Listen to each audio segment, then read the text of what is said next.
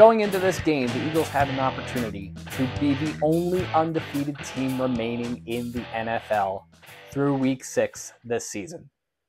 Instead, they lost by a final score of 20-14 to the New York Jets, whom the Eagles have never lost to, ever, in 12 previous meetings. And the Eagles are now 5-1. Welcome to the Bird's Nest Podcast. I'm Joe Donahue. Thank you so much for joining us today. This is a deflating loss for Eagles fans. There is no other way to put this. And going into the Eagles game against the Rams, Nick Sirianni was asked about this team doesn't look as good through 4 weeks as they did the previous season. And Nick Sirianni said they were 4-0. But this game really exposed why the criticism has merit.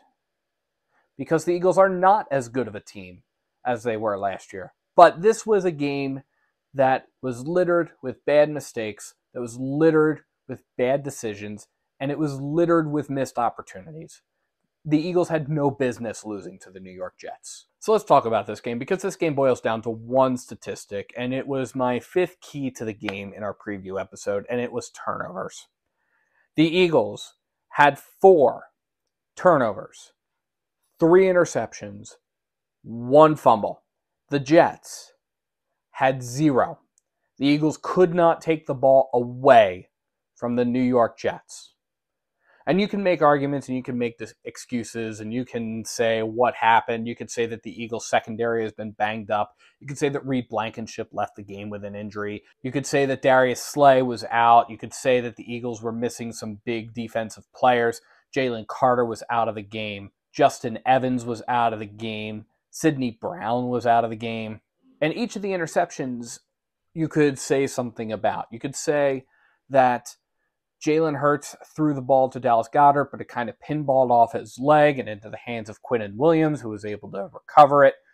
You could say on the second interception that Jalen Hurts was hit, that he was not able to make a clean throw, and because of that, it was a bad throw.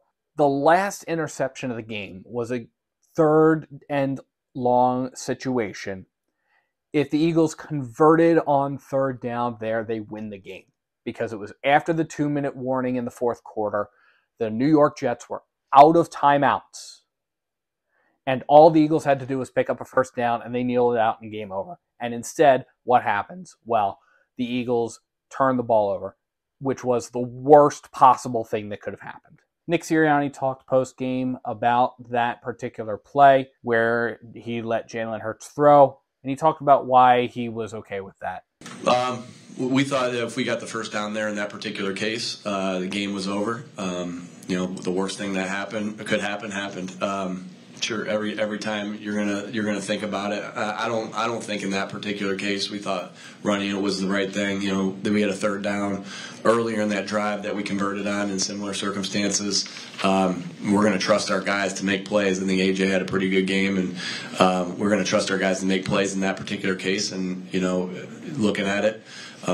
Again, we'll have to put them in better spots to succeed, and then we got to execute. And the Eagles did get the ball back at the end of the game, but they were unable to do anything with it. They got the ball back with significant time on the clock. They had a few timeouts, and then they went 3 and out, which they only did one other time over the course of the game. So at the end of the day, this was a loss that we can put squarely on the offense here. It was a bad loss. The defense did a great job on the whole. Now, to be fair, when we're talking about turnovers, the Eagles' defense is now 3 weeks without an interception or a fumble recovery of their own. The Jets had 5 interceptions and 3 fumbles lost going into this game. There's no reason the Eagles' defense should have 0 turnovers against this team. So, if that's one area where I can criticize the defense, I will criticize the defense on that they need to be a little bit more aggressive in the turnover battle. But on the whole, the Eagles' defense answered when the Eagles' offense could not. Zach Wilson, 19 for 33 for 186 yards. But Breece Hall, who prior to this game had several 100-yard rushing games, was held to 39 yards on 12 carries. The Eagles' defense also had 5 sacks, which resulted in a loss of 31 yards. They had 6 other tackles for a loss, 10 quarterback hits. The Jets' first 12 points were on field goals. They were not on touchdowns. The Eagles' defense did the job that it needed to do during this game. And this was a bad night for Jalen Hurts. Again, I alluded to it already. 3 interceptions. In the passing game, Jalen Hurts, 28 for 45. There is no reason why you need to be throwing the football 45 times. 280 yards, 1 touchdown. Jalen Hurts was also the leading rusher. 8 carries, 47 yards, 1 touchdown. His longest run was 11 yards. This was not Jalen Hurts' best performance today. But what's even more baffling to me is the Eagles, they have an offense that is built around using the run game to set up the passing game, which is fairly unique in the NFL. The NFL, the rest of the league for the most part, uses a short passing or a screen game to set up the deep ball, to set up a long passing game. The Eagles don't have that kind of an offense build. The Eagles strategically tend to use the run game more to set up the pass game, which is critical. It's why the Eagles have been able to run for significant yards, because the run game, unlike the passing game, it wears down the defense so much more. So the run game was wildly underutilized this game. I said that Jalen Hurts threw 45 times. There's no reason why he needs to do that. But let's take a look at the running backs, because as I said, Jalen Hurts was the leading rusher, especially in terms of yardage. DeAndre Swift, 10 carries, 18 yards. His longest run was a 9-yard run. Kenny Gainwell, 2 carries, 13 yards. His longest run was a 12-yard run. Boston Scott, 2 carries, 2 yards. His longest run was a 9-yard run. He also lost a bunch of yards, so that's where the net 2 comes in. So the Eagles handed the ball off to their running backs a grand total of 14 times. That is 1 time for every point they scored. Under no circumstances is that acceptable. And this very much reminded me of something that occurred way back in the Andy Reid days. If the run game wasn't working early, Andy Reid was very, very quick to abandon it. And you can't do that with the run game. You just simply cannot do that with the run game, because if you do that with the run game, what happens is you rule out such an important part of being able to set up a passing game, because you have that threat. You have that threat of being able to go down the field, but you also have the threat of being able to pick up the ball and run 10 yards, run 6 yards, get a good chunk of yardage on those early downs so that you can get the ball into a 3rd and short, maybe pick up a 1st down if you really wear the defense out. You have those opportunities. Jalen Hurts was never in a position to use the brotherly shove. He just never was. The Eagles never got themselves into a 3rd and short situation, and so that's why all of Jalen Hurts' rushing yards were really, they were QB scrambles. There were a couple of designed runs that were thrown in there, but most of his run was scrambling. Eagles receivers were not great either. A.J. Brown, certainly the leading receiver. He is now in his 4th consecutive game with more than 125 yards. He was targeted 9 times. He caught 7 of them for those 139 yards. Devontae Smith, 5 catches on 11 targets for 44 yards. Dallas Goedert, 5 catches on 8 targets for 42 yards. DeAndre Swift was more of a presence in the passing game. 8 catches on 10 targets for 40 yards and 1 touchdown. Boston Scott, 1 catch for 14 yards on 1 target. Olamide Zaccheaus went 1 catch on 2 targets for 5 yards. Kenny Gainwell went 1 catch on 2 targets for 4 yards. But your big 3 receivers, A.J. Brown, certainly had a great night. Devontae Smith did not have a good day. Dallas Goedert did not have a good day either. The Eagles, who were already beat up coming into this game and who had a number of players out due to injury, also had a number of players leave the game due to injury. The most significant of which is Lane Johnson. Lane Johnson over at right tackle. Now, the right side of the offensive line has been beaten up just in general already. Cam Jurgens, who is the starting right guard, he is on injured reserve. He is out for the next several weeks while he deals with an injury of his own. Lane Johnson left the game with an ankle injury, and he was replaced by Jack Driscoll. And Jack Driscoll seems like he's a decent enough player. He can tend the store, so to speak, but he's not Lane Johnson. Jalen Hurts was sacked twice, and he was hit 4 times. And when Jack Driscoll came in and had to take over at the right tackle position, we saw the right side of the pocket collapsing a lot more than we did when Lane Johnson was in the game.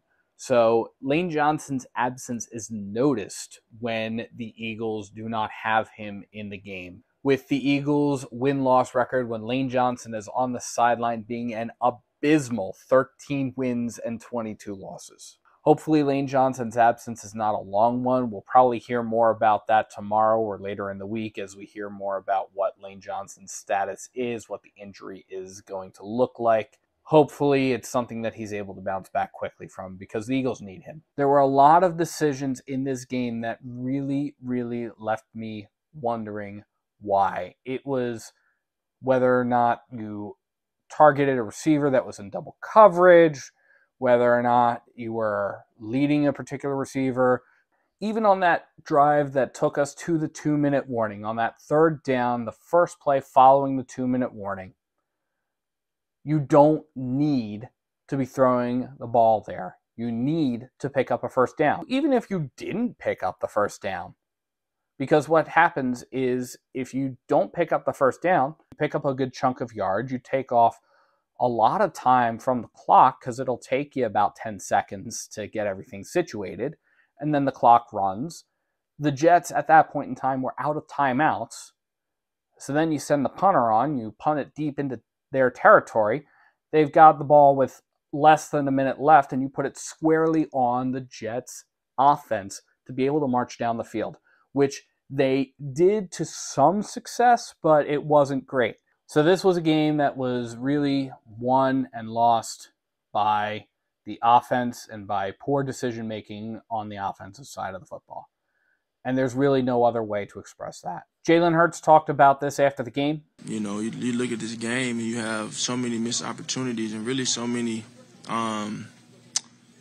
mistakes as if you kind of giving it away, you know, and look at the last loss we've had in the regular season, I've had in the regular season against Washington last year, and you just look at the turnovers. You know, you turn the ball over 4 times, you shouldn't expect to win. And so give a credit to them and how hard they played, and the tenacity and, you know, the resilience they played with. The Jets team played with great resilience, but I think, you know, we gave them too many opportunities. They did a great job of attacking the ball and turning the ball over, but those are things that we can control for us. So the Eagles had every opportunity to really stick it to the Jets, and they did not. And I'm not putting it on the defense really at all. I've leveled my one criticism about the defense, which is that they need to be a little bit better in the turnover game. They've gone now 3 games without one, without a takeaway. But the Eagles' defense was not the reason why we lost that game. Even on the touchdown at the very end, that was the defensive move, was to let the Jets score that last touchdown, the only touchdown that they scored, so that way the Eagles could have the ball back with 1:45 and 2 timeouts. Had an opportunity to. Had every opportunity to try and move it down the field. The offense could not do it. Stupid mistakes, turnovers, bad decisions. There was even a missed field goal in there by Jake Elliott. I'm one of the biggest Jake Elliott fans, so I'm certainly disappointed when he misses. At the end of the day, though, if we're being honest with ourselves, the Jake Elliott missed field goal was not the reason why we lost the game. The Eagles lost the game because they did not make the right decisions. Now, I think at the end of the day, we as fans realized that the Eagles were not going to go 17-0. That was simply not going to happen. And as I said before, it's not like we were always expecting the Eagles to defeat the Jets. Did we certainly hope that the Eagles would? Yes. Did our outlook on this game, especially my outlook on this game, change when Aaron Rodgers went down with injury? It did. As Jalen Hurts said in the post-game press conferences, it's all about how the Eagles respond to something like this. It's about how we respond, and a lot of guys that are hungry, eager to fix the mistakes that we've had today and made today. Everybody will harshly hold themselves accountable as they should. That's top down, and we'll just continue to move forward. Jalen Hurts has not lost back-to-back games since Week 8 of 2021. And I'm fully expecting that the Eagles will rebound from this. It's all a matter of whether or not they do and how they respond and how they grow from this experience to become a better football team. So we'll see how things wind up playing out as the season progresses and whether or not the Eagles are, for the first time this season, able to put together a truly, truly confident, dominating football game. Because they have yet to do that this season. And they certainly did not do that today. But let me know what you think in the comments below. What are the things that you are taking away from this game? Are there any bright spots that you might see? Let me know. And thank you to everybody for tuning into the Bird's Nest Podcast. You can always find the Bird's Nest Podcast and support the Bird's Nest Podcast by liking and subscribing to Bird's Nest Media right here on YouTube and by sharing to your social media pages. You can also find us on SoundCloud, iTunes, Google Play Music, Amazon Podcasts, and Spotify.